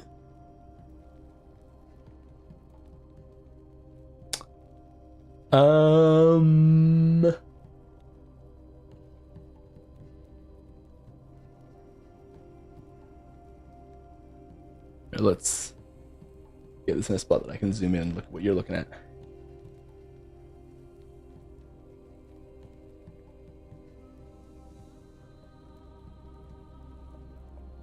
Yes, that's what that is.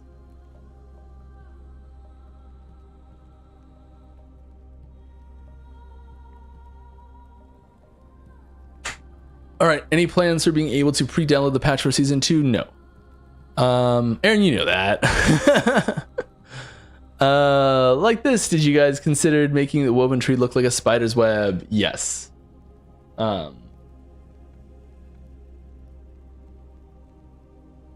It restricted the layout, I think, a little bit too much. It made it a little messy behind it. Can you save one version of the Weaver's Tree and change it later for having 2+ versions? No. If you want to respec it, you can respec it. It costs memory amber to respec. Around which level or game progression are we expected to interact with Woven Echoes? Is that as soon as you start the first monolith timeline, or at a different point? You'll find you'll find your first you'll find your very first Tomb of the Erased in Fall of the Outcasts at level 58 or earlier. When you're going through this one, that's when you will find your first tomb. And in that tomb, you will very likely collect your first Woven Echo item that drops. And so you'll be able to interact with Woven Echoes in your very first normal Fall of the Outcasts monolith. I'd suggest that you'll likely, and I'm realizing that I was doing that with the tree up, and I apologize. This is what I was showing. You'll find that in your very first, say that again. You'll find your very first tomb in Fall of the Outcasts on normal at level 58 or earlier. And so this is you'll find it. It'll be one of these. It'll just like randomly be one of these in your web. It'll just like populate, boom, there it is.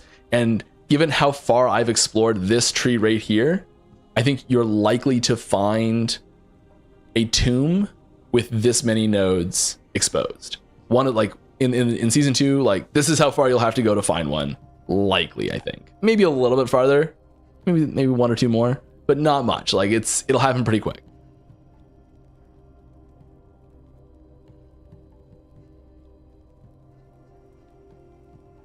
All right. Yeah, so you'll be, I guess the point is you'll be integrating into the new systems very early in Endgame. All right, is still target farming a good and a thing? Is still target farming? I'm gonna go with yes. All right, if I choose to focus on arena in monos, will I still have tombs and cemeteries pop up, or are they their own echo? Tombs and cemeteries are still their own echoes. So you'll need to like go into tombs and cemeteries as an echo. Are there any plans to remove sounds from items that do not show up in the loot filter? I don't think in season 2. Why you guys are streaming Q&A during PoE2 League launch? This is our usual time slot. And if I'm gonna be honest, the reason why I'm streaming today is because I wanted to show this off. I was kind of on the fence, and this arrived, and I'm like, I'm not going to be on Talking to Tribe's podcast on the 8th, and I really wanted to show it off, so that's why I'm here, is to show this off. This wonderful sign, this incredible sign that was sent in, and I still can't believe it. It's huge. It is so solid. It's all like carved out of wood, and there's a light in there that's it's like, if you haven't watched it yet on our channel monthly posts, we've got links to the YouTube channel for the making of for this, and it's unbelievably incredible. I just can't. It's just wow. That's why I'm here today.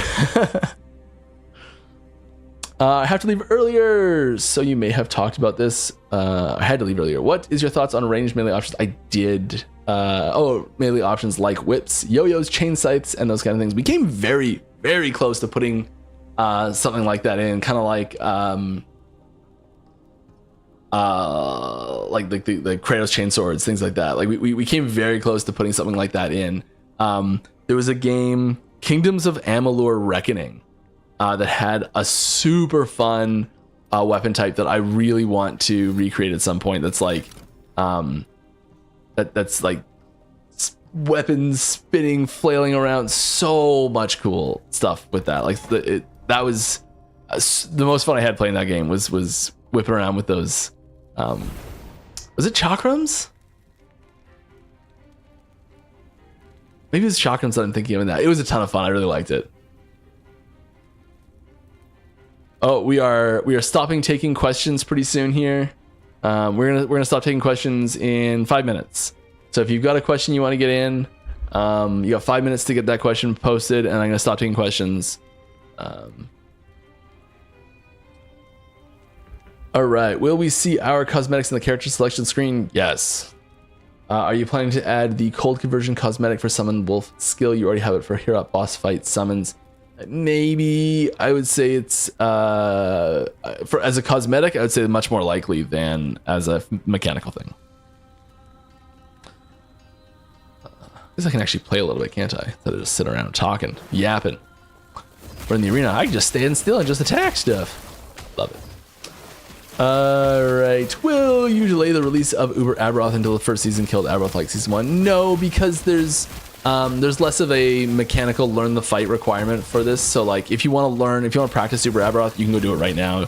Practicing Aberoth will be not one-to-one perfect. Like, there are mechanical differences, but the vast majority of what you want to know, what you want to learn, and what you want to practice will be available for to try right now. On Aberoth, like it's one of the main reasons we did that was so you couldn't practice the fight on an existing OP character, but because it's so similar now anyways, it's kind of less of a need for that. All right, with the addition of Wazzy, any chance we can get a 6th skill note? Left mouse will be available? No. Will the last shaman skill be coming in season 2 or season 3? And will it be fire totem? No information available at all. I'm sorry. Will we ever get? Here's the only answer I can say is it will not be coming in season 2. We have announced all the new skills coming in season 2. and it is not one of them. Will we ever get zombie pets similar like skeletons but zombies with swords and bows? I'd say unlikely, but maybe. I think the theming overlap is not great, and we do already have a zombie skill that doesn't really fit mechanically or thematically with it. What are you going to season start on? I'm going to play Heartseeker to start with because I worked on it a bunch and I love it, and Marksman's my favorite and it's great. All right, even though season 2 hasn't released yet, are you planning to do seasons more frequently? Yes, I'm so excited. Oh, yes. Pick up your set items.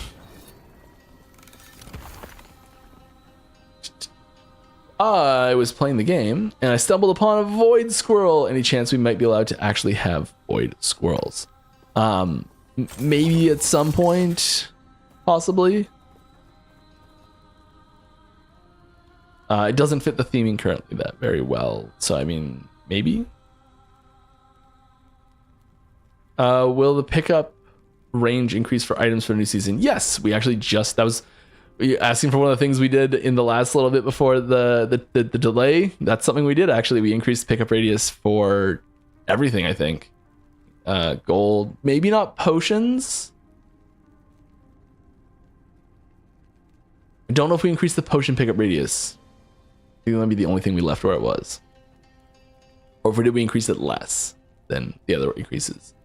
But yeah, we increased the pickup radius for basically everything. There's also now an option in the settings where you can say don't auto pick up potions if you're, or don't like auto heal with potions if you are below your, if you're at max potions, and are injured. So you're at max potions and not max health. Don't pick up a potion and auto use it, because right now if you're hurt and you're at max potions and you walk over a potion, it'll just like auto use it like a health orb from D3, and you can turn that off because that was messing up a lot of low life builds. So that's in the settings. We spoiled that previously, but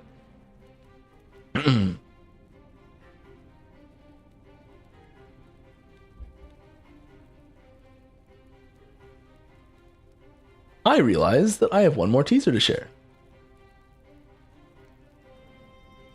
We're actually going to slap it at the top so that I can see my face still.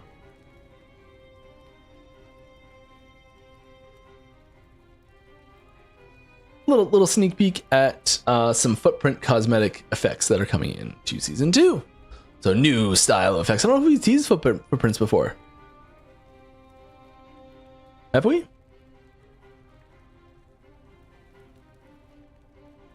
All right. What do you think about certain affixes being near mandatory on certain slots, like for example, movement speed on boots? Yeah. This is a tricky one, and we put movement speed as an implicit on boots already, specifically because of this. Oh, we are cutting off questions here. No more questions. Because I still have a couple pages of questions. I have 3 pages of questions to get through, so I'm going to try and get those all answered here. And thank you very much, Lang, for the rating party. Welcome everyone from that stream. Hope you're having a good time. Hope you're having fun. Where are we here? More questions. I will answer them all. Affixes being near mandatory. Yeah, it's something that we've debated a few times, and movement speed is the quintessential example of this. It's just so thematically appropriate on boots. And there are builds that don't need it. That we've kind of been that we've been okay with it so far. It's on the radar. It's something that gets debated a fair bit. If it becomes any much more mandatory than it is, I think we'll probably take some steps like dialing the values down a little bit, and like probably like dialing the values of the affix down and upping the values of the implicits at the same time. So like the maximum potential stays the same, but the necessity-ness, it's a word, now it is, of the affix would go down. Something like that probably. How's Kyle doing? Yesterday I watched the old lore stream. Kyle's doing great. I would love to get Kyle on for the lore stream. Definitely before the next season comes out, for season 3, I will be pushing hard for that. All right. Is there a chance that Last Epoch will release on consoles? Oh yeah, there's a chance. I think there's a good chance eventually. I don't have any specifics, which consoles, ETAs, any of those sorts of things, but it is something that we are interested in doing. And there's lots of stuff we are doing now to prepare for that in the future. Yeah. Whose idea was the Jaweth bear? Brilliant. Yes. I think that was Holly. So if you saw Holly was on the first of our Tour of the Erased podcast. I think that was her idea to do. Yeah, if anyone doesn't know, there are bears in Last Epoch that can teleport, and they're called a Jaweth bear. And a Jaweth bear is a reference to the Diablo 2 rune word Jaweth Bur, or Jaweth bear, depending on how you pronounce it, which gives you the ability to teleport. Makes the Enigma rune word. Which I know almost everyone here is like, of course, Mike, we know that. Why are you explaining it to us? Yes. All right. How many coworkers mysteriously became sick today? You should definitely not go play the game that just launched. I don't know. I mean, very few, if any.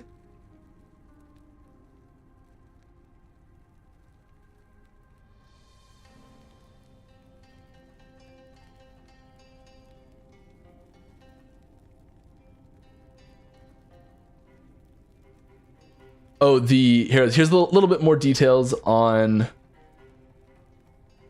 this that I'll tell you right now. So we're talking about the number at the bottom of the screen here, this number down here. Yeah, this is the how many of these points you've unlocked. 13 of them come from ranks in the Weaver's faction, and 37 of them come from as rewards from completing specific Woven Echoes.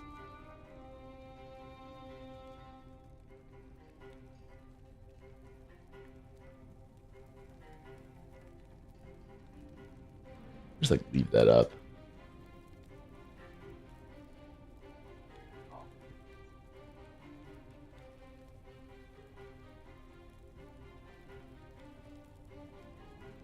I feel like if I do all of the videos at once, the audio is going to be terrible.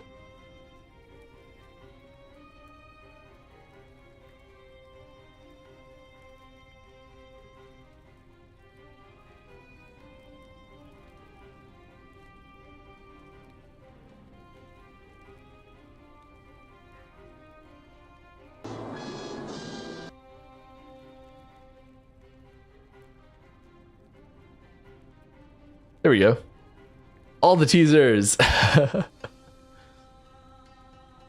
right, how much does COF ranks interact with new Weaver tree stuff? For example, is the Weaver node where it drops a pile of similar loot, the imprinted item is affected by COF ranks, like 25% chance to upgrade rare is also, yeah.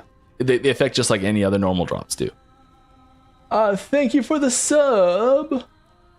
Oh, that's one that's got capitalizations. It doesn't. Robin Nakalaki? Robin Nalaki? Robin Nalakli? I got close. I think I got close. I appreciate the sub. That is always appreciated. All right. When the team talks about new classes, can you mention one or two that are no longer being considered? No. Sorry. I don't think anything's been like fully ruled out that's like been suggested. Coming season 2, will the COF MG Harbinger faction ranks benefit be changed or improved? There are some light adjustments to some of those. Minimal though. Are we still going to be forced into doing the campaign, or can you do arena at level 1 for alternate leveling? If you aren't playing multiplayer and you don't have anyone that you can teleport to jump and skip stuff that way, the default flow for a single player experience is through the campaign exclusively still.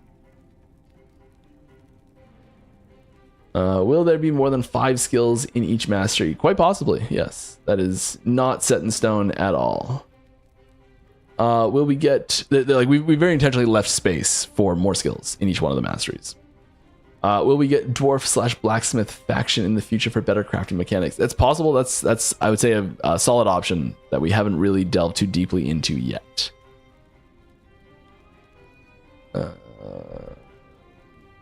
That didn't cause any problems. I think we're good still. Hey, love the game. Thank you. Appreciate that. 10 minutes left. I gotta rattle through these. But there's one thing that's always bothered me a little bit. Oh no. It's to do with walking animation. It feels a bit floaty to me. Am I alone in that? Keep it up. Yeah, there's especially if you like, you can't see what I'm doing right now, but especially if you like click really close to your character, it definitely starts to feel a little floaty. There's some animation adjustments and some acceleration adjustments that we've talked about doing for improving the walking animation stuff that's happened. I don't know if specifically what ended up happening there, but it's not. I've seen feedback similar to this in the past. Say that, I guess.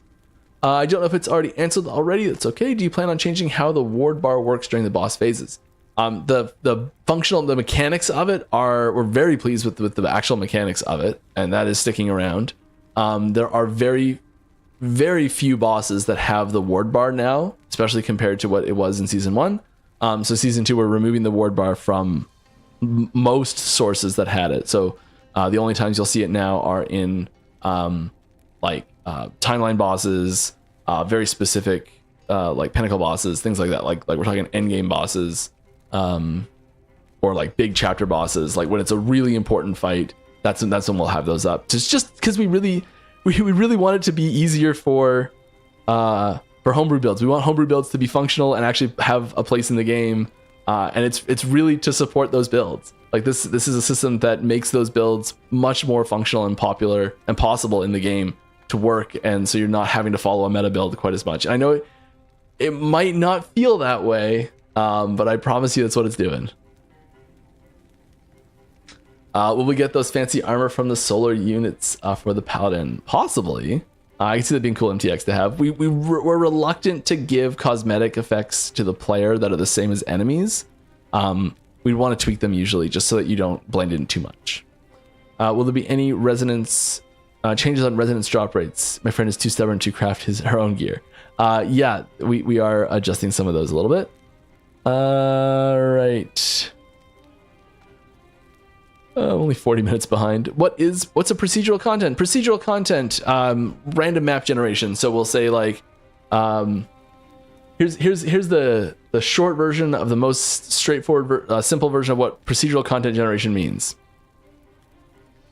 This is behind everything. Oh my goodness, that's not going to work.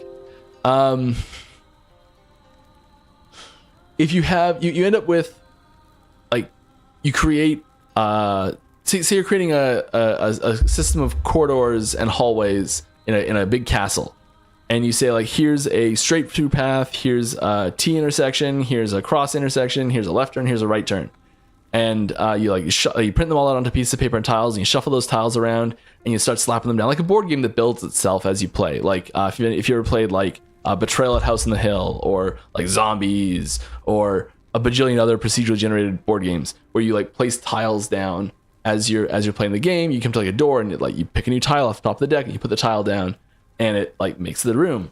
And so that's like the baseline for procedural content generation, where it's like it's random in a set of rules where it like makes content on the fly, so it's not the same, so you don't memorize it, that sort of thing. And the place we're leveraging that is in our tombs and cemeteries to start with, and we're going to expand that out to other parts of the game once we are confident and happy that is working and people are happy playing with it. All right, hi. And so far the feedback's been really positive, so we've already started working on putting it into new places. How did the Unity engine upgrade go? Great. Does it change anything for you as a dev? It changes a few little things. There's like new features in the backend, stuff that we can do, makes things a little bit smoother, that sort of stuff. You've actually, if you're playing live right now, you're playing on the updated version. All right, what is the feature you're most excited for players to experience in the new patch? Probably oh, that's pretty good too.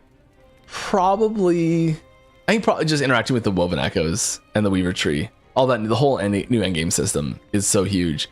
Some of the new boss fights are pretty cool though too.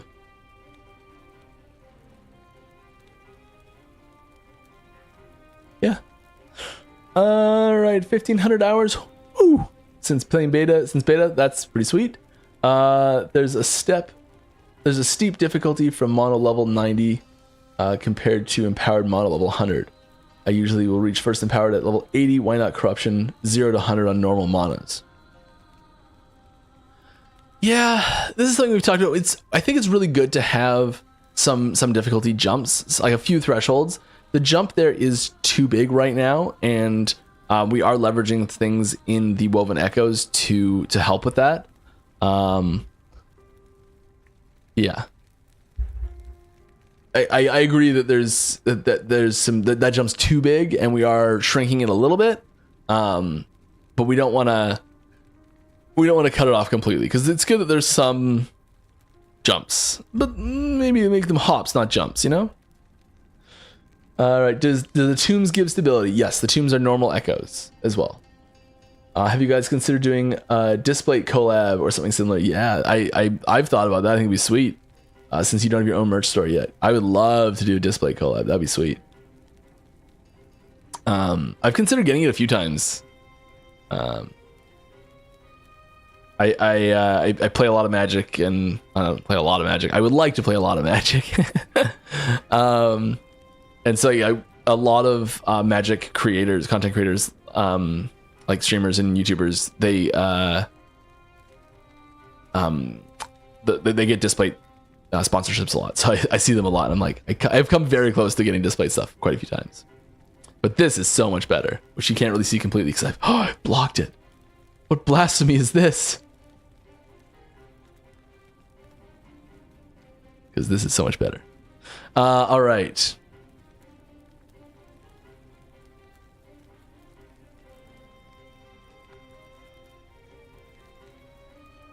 Here's where I'm learning my monitor's not level. The webcam's resting on the monitor.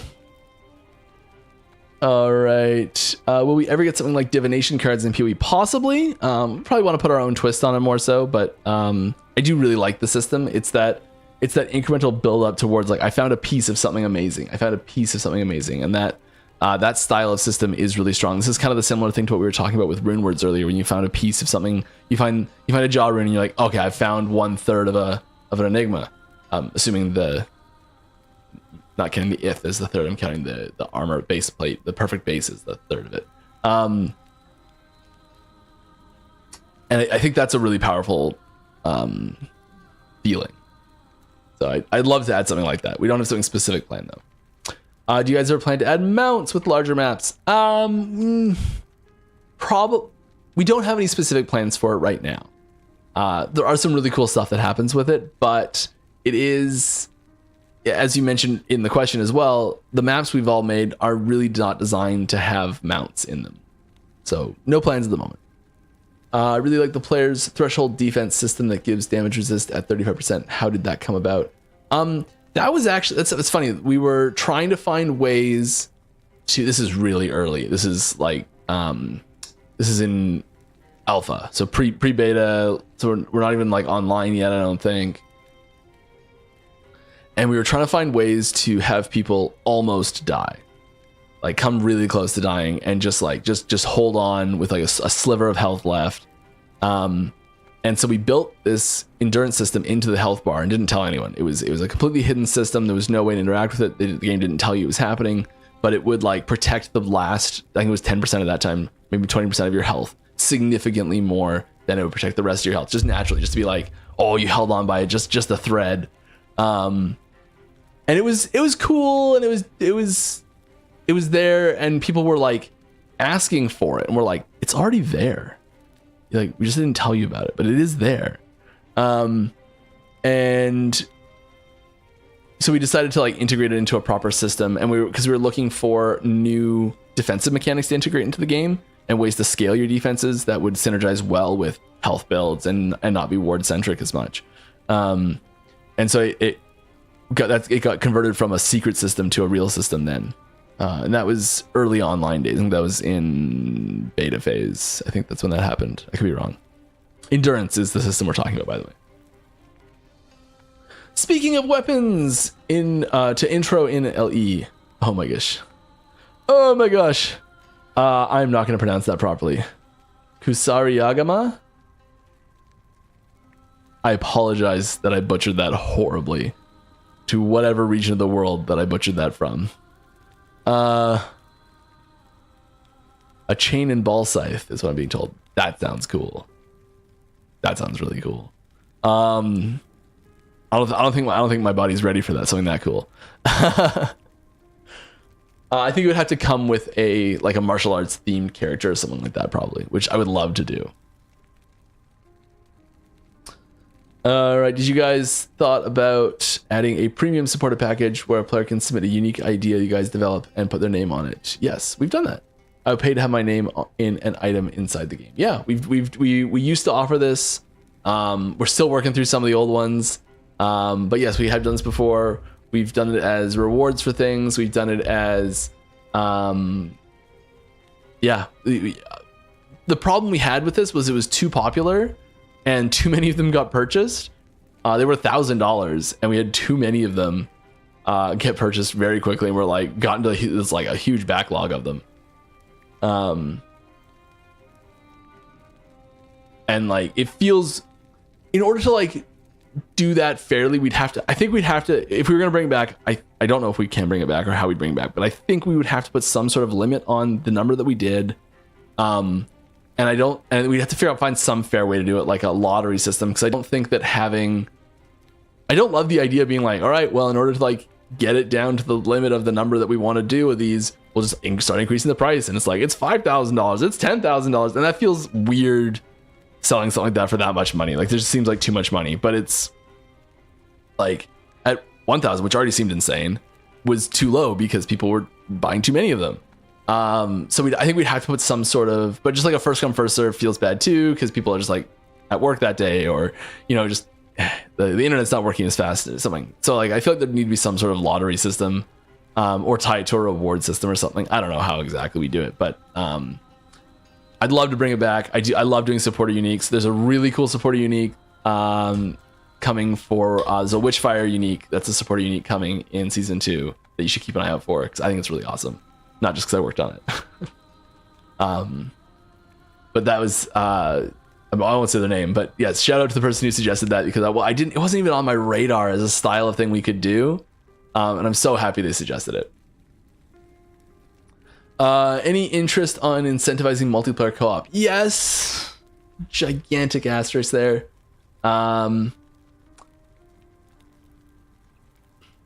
think the way we incentivize multiplayer co-op is just making it more fun. I think like putting things to do in the game that are interesting and cool, but we really want to avoid having mandatory content for multiplayer. So a boss where it's like, hey, if you want to fight this, you gotta find 10 friends to fight this boss or something like that. It's not something we're super interested in doing right now. But we are getting to the point where they're getting enough content that it doesn't feel like you're missing out on a huge section of the game by not interacting with it. So maybe it's more in the cards now than it was a year ago, for sure. But it's not something that we're actively working on right now. When comes the new season? It's right around the corner. It's on the 17th. Huge hype for that, in my world anyways. My little bubble. Anything that you can say about the Cocoon items? Come on, Mike, drop something huge here. I don't want to wait till Talking to Try podcast. I'm sorry, you're gonna have to wait till Talking to Try's podcast. We're doing deep dive on items. 4 days from now, on the 8th, we're gonna have any items questions that you guys have, which there were lots of items questions today, there was good item questions. But yes, that is the day that we're going to be releasing items. There's it's interesting. Try's not in the CT program, so he doesn't have like an insider knowledge of like questions to like steer with, and there's a few things that we're and I think that's a good thing that there's people that we're doing interviews with that weren't in the CT program. So we're gonna be there's a few things that are being unveiled there that I'm really excited about. So check that out. I don't know the time. I think it's 3 p.m. I think it's the same time as the stream normally is. Yeah. There's gonna be tons of awesome stuff there. We were prepping for that a little bit today. All right, that's gonna do it for me. we're all done. I hope you had fun. I know I did. I will be back.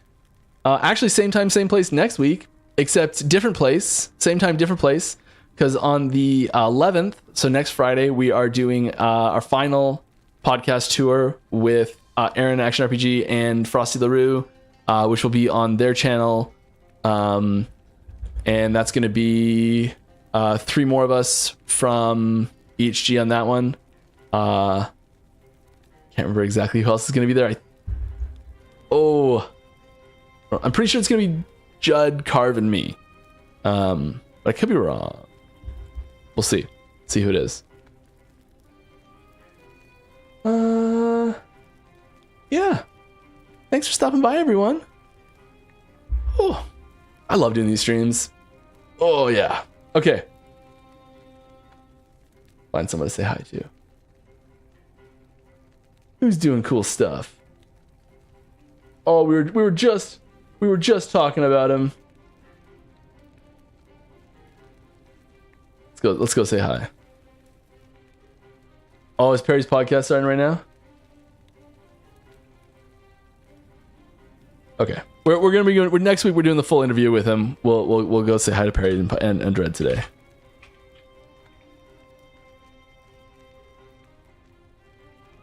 I like these guys. All right. Well, have a great time, everyone. See you next week and drink lots of water.